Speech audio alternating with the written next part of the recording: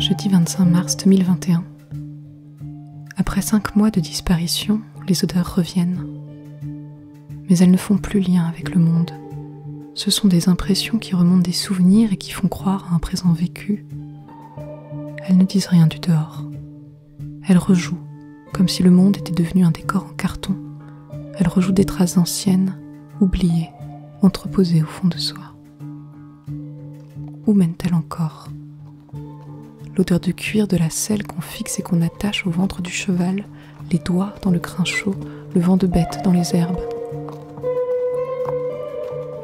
L'odeur du rapporteur à l'école appuyé sur le cahier d'exercice. Cette odeur de plastique neuf et souple qui porte à elle seule la rentrée, la croyance de la rentrée, de la nouveauté, du soleil qui s'offre chaque matin comme un sou neuf, nettoyé de la veille, tout juste déballé, sorti de son plastique.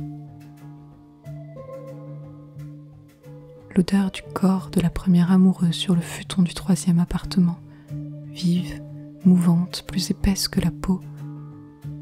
L'odeur du soir sec sous les semelles mêlée à la poussière rouge du chemin creusé dans la pierre d'Atlas, en surplomb, dans la solitude, en surplomb du murmure de la dernière prière, dans la bouche lointaine de la vallée.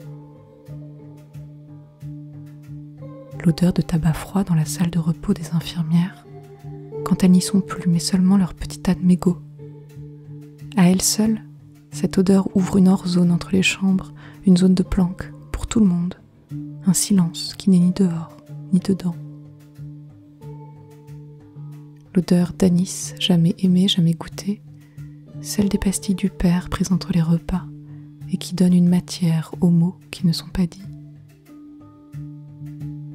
L'odeur du chlore, du corps qui imite l'amplitude de l'eau pour se délester de lui-même, l'eau qui fait ciel et terre et qui te prend à l'intérieur par le mouvement de toi-même, uniquement le mouvement.